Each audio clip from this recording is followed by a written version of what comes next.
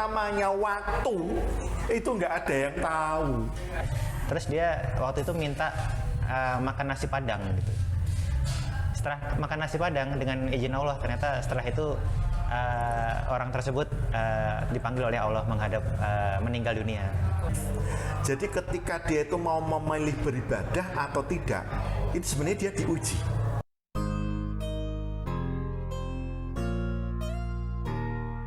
Oke, teman-teman semua balik lagi. Saya minum dulu. Monggo. Saya juga deh. Silakan. Mangganya rasa banget, serius. Enak banget, teman-teman semua. Iya. Patut cobain. Ke kedai Kausit. Cara menyeruput yang benar, yang baik dan nikmat itu ketika kita Dari apa ini?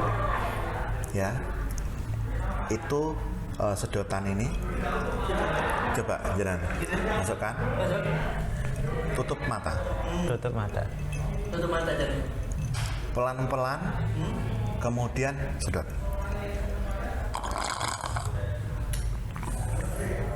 Rasakan dia itu jatuhnya itu melindir.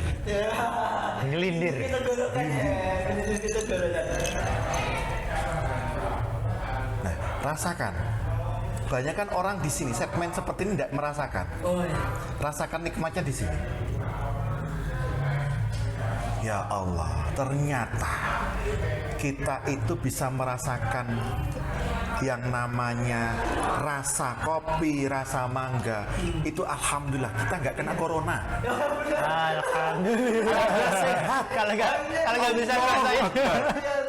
Bener kan? Bener kan? Alhamdulillah. Allah Akbar. Alhamdulillah masih bisa ngerasain. Alhamdulillah.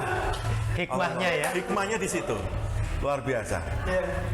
Saya nggak kepikiran ke situ loh Mas. Iya ya, Biasa. betul ya. Abah Rama. Bersyukur nih masih bisa Romi merasakan.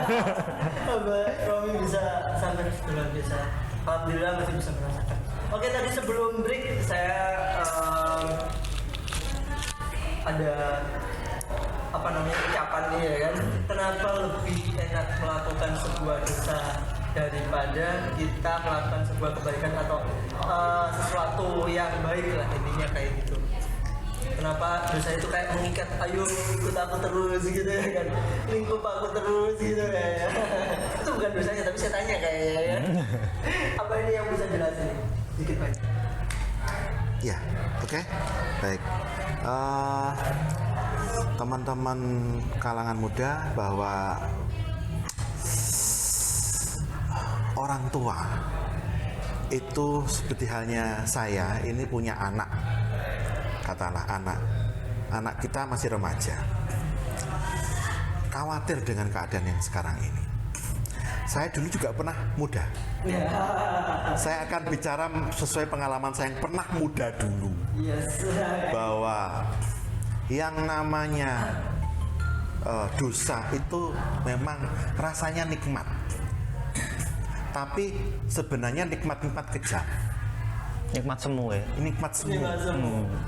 Karena ketika kita menikmatinya itu cuma sesaat, seperti kita nyedot, ya nyeruput ini ya,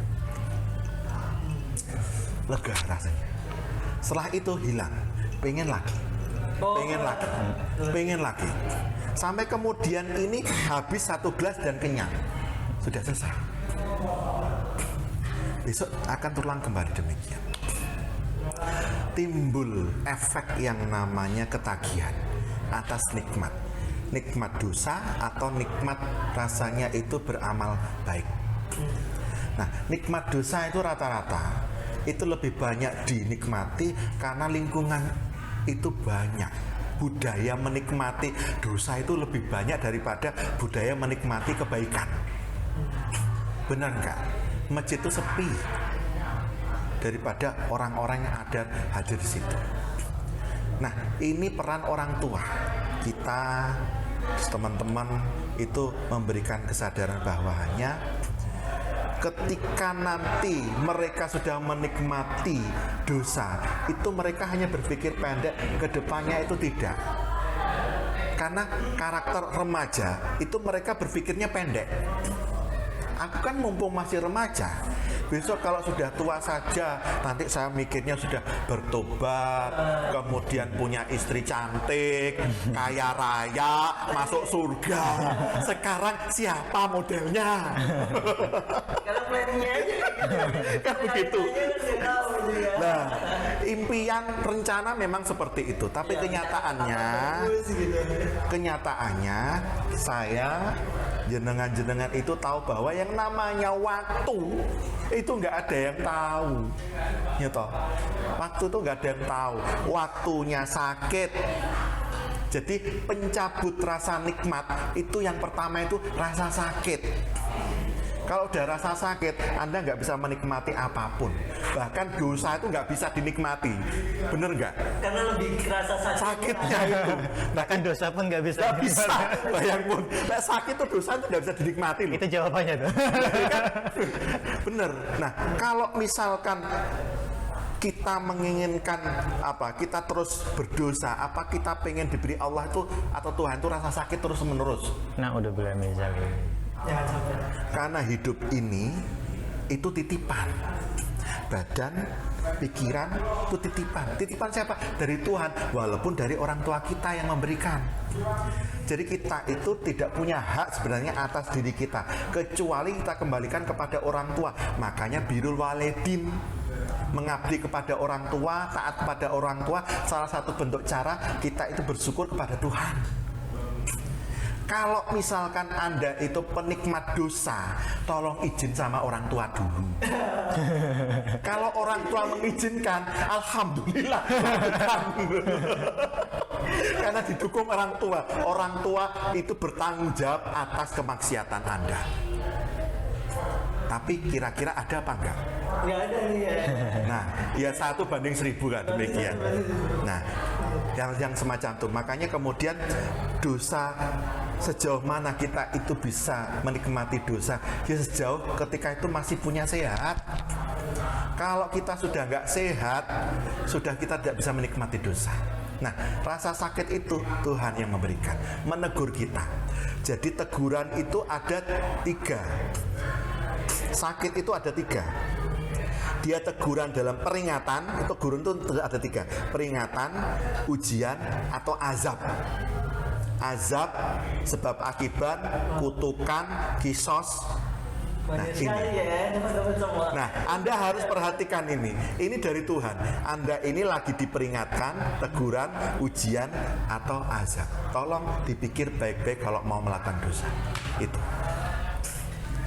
Terus ada satu lagi nih kayaknya yang mungkin sering kali ditanyakan teman-teman semua yang di luar sana nih, yang masuk ke saya nih. Gini, kenapa saya melihat teman saya itu yang mungkin dia nggak begitu beribadah, kemudian dia nggak begitu kusuk, tapi dia itu jalan rezekinya lancar, terus kemudian dia pinter-pinter aja, sehat-sehat aja. Tapi giliran saya yang mungkin saya ibadahnya kusuk, kemudian udah sholat 5 waktu, udah ngelakuin sampai perintah yang apapun itulah intinya kayak gitu. Kenapa dia lebih mulia di di dunia daripada saya yang kayaknya Rodok soro. bener Soro. ya, soro itu lebih jelas ya teman-teman semua. Iya. Kenapa seperti itu gitu? Apakah Allah lebih sayang sama orang yang itu? Kan pastinya nggak mungkin ya kan.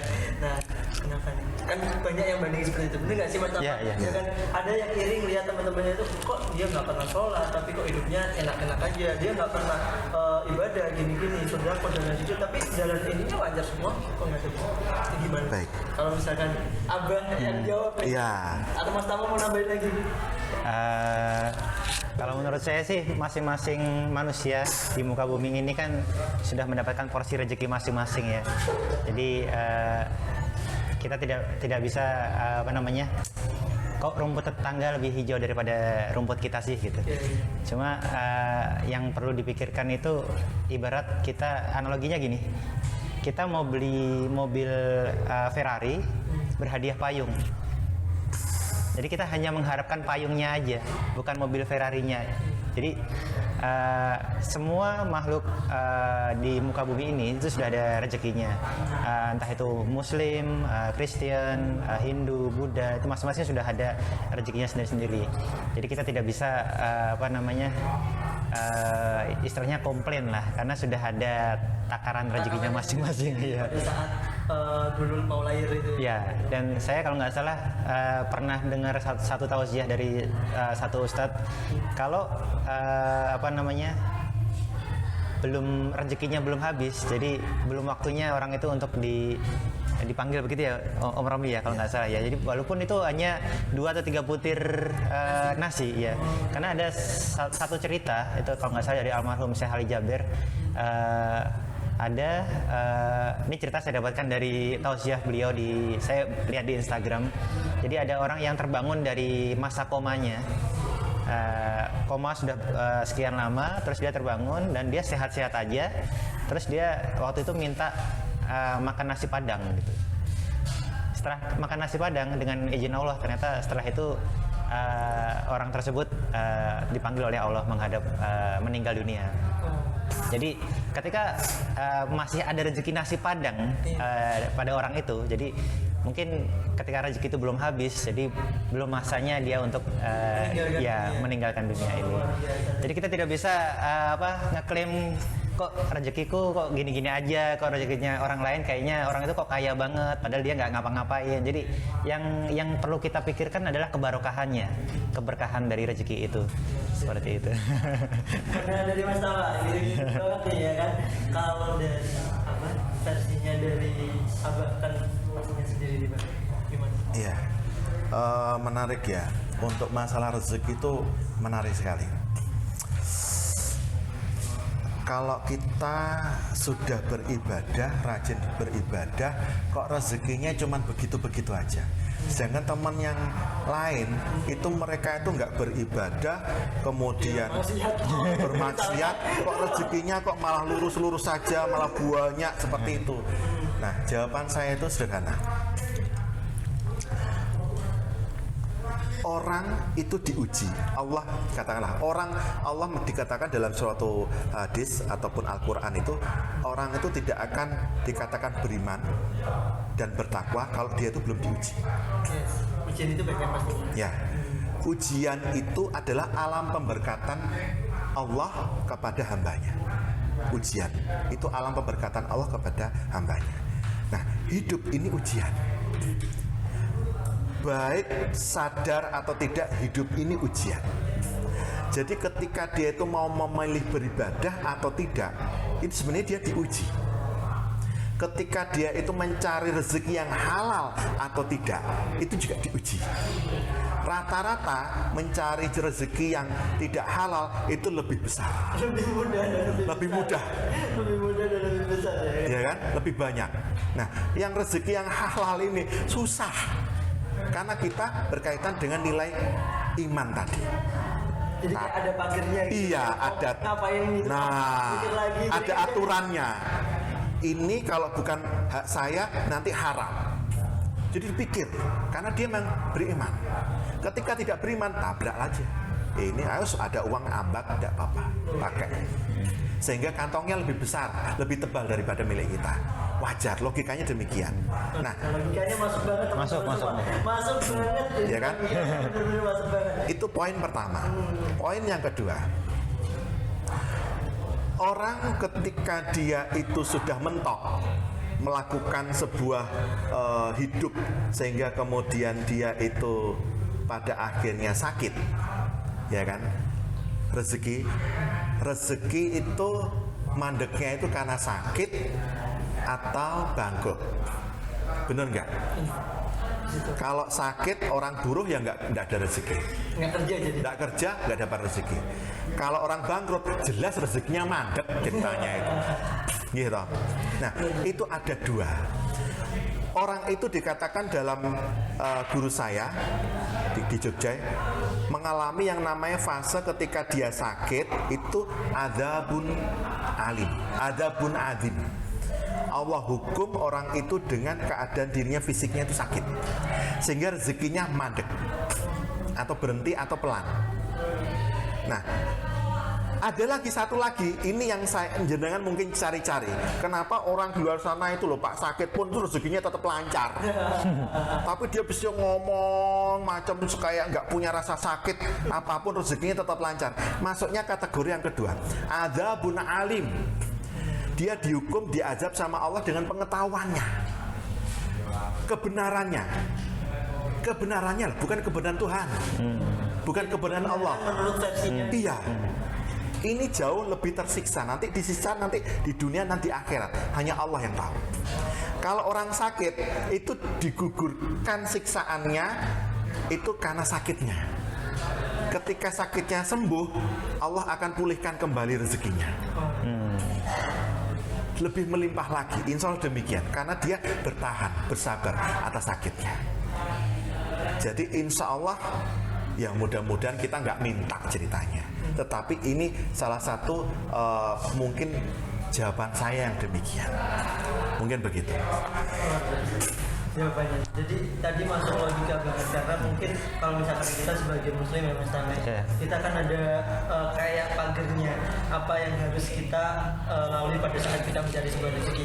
Jika memang di luar pagar ya berarti kita jangan sampai mengambil kan, jadi ada itu. Makanya tadi pertanyaan tadi bisa terjawab dengan logika tersebut. Dan menurut saya ketika kita beribadah itu targetnya bukan rezekinya, tapi ridho dari Allah. Jadi ketika kita minta rezeki, ibarat analoginya tadi, kita beribadah itu kita ibarat beli Ferrari. Jadi kita beli Ferrari berhadiah payung. Jadi kita nggak berharap Ferrarinya, tapi malah berharap payungnya gitu. Iya. Jadi hal yang kecil itu malah menjadi patokan utama. Iya, gitu. Dari hal yang kita lalui dengan yang besar itu. Dan rezeki itu kan masing-masing beda-beda. Jadi kita kayaknya maksudnya tidak pantas untuk mengungkit-ungkit rezeki orang lain seperti itu. Nggak boleh dibandingin. Ya, nggak boleh membanding-bandingkan. Karena ada porsinya sendiri-sendiri ya. Dan kemarin di segmen kemarin Mas Tame juga pernah cerita bahwasannya, saya masih ingat di segmen kemarin rezeki itu jangan berpatok pada sebuah uang aja. Iya betul. Kesehatan juga rezeki. Kemudian teman-teman yang lingkupan teman-teman yang baik, gitu kan. Kemudian kita diberikan kelancaran dalam sebuah usaha, sebuah rezeki. Oke, pertanyaan selanjutnya itu tentang terkait berpacaran antar beda agama. Kayaknya dalam ini kita bahas. Ini berat-berat nih topiknya.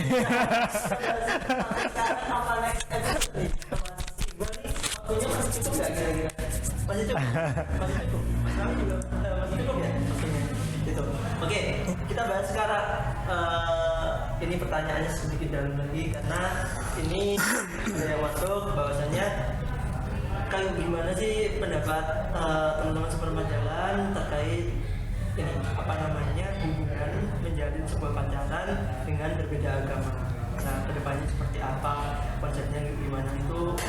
Coba deh kita tanya dari Mas atau langsung ke Abang. Monggo. Dulu atau pacaran beda agama ya? Iya, terkait pacaran beda agama. Berat nih. Apa atau gimana nih? Iya. Ya kan? Gitu. Jadi kalau menurut saya sih yang hadir itu belum tentu takdir. Nah, itu. Belum tentu takdir. Yang hadir belum tentu takdir. Yang singgah belum tentu sungguh. Luar biasa. Jadi penggabungan luar biasa benar.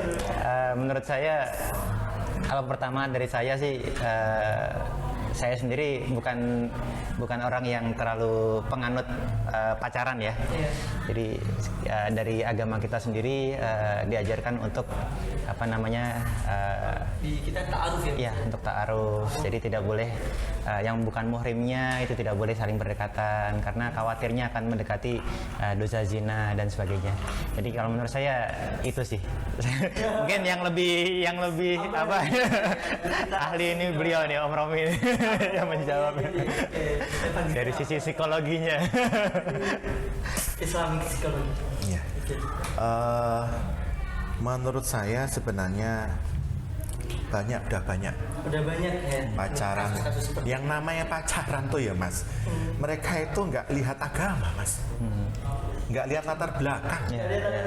Orang pacaran baik laki perempuan, itu lihatnya itu pertama ada dua, visual itu fisiknya. Wow, cantik, seperti itu kan ya, itu visual. Kemudian yang kedua itu ada rasa jantungnya berdetak. Wah, ini Dimabuk kok cinta. berdetak ya? Nah, bucin. Budak cinta.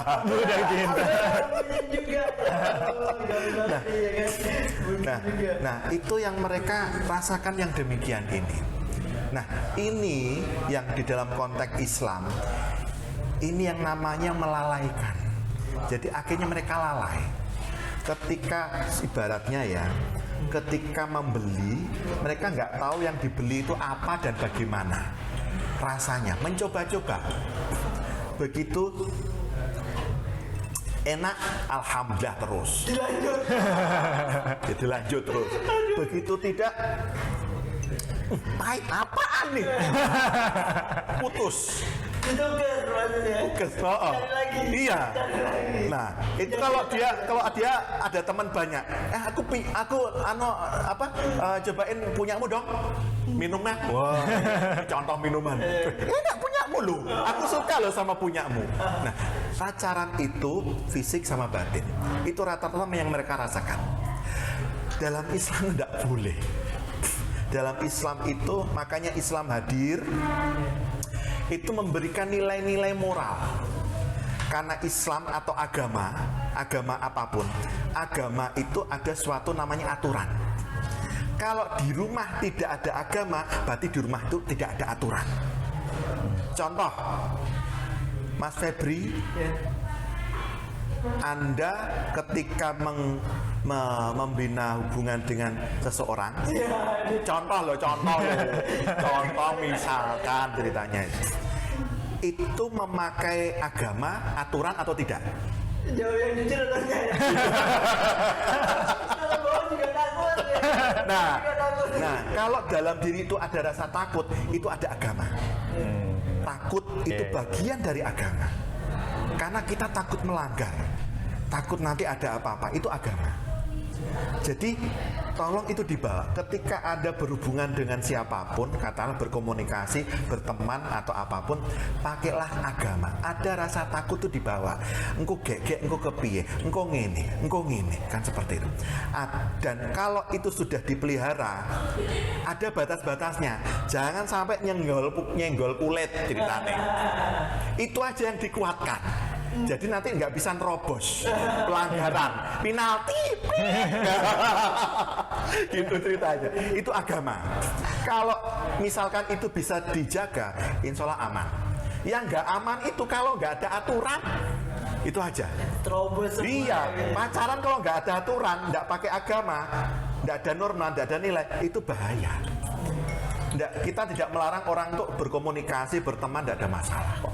Asal ada aturan, ada agama dipakai, gitu kalau saya. Asik kan?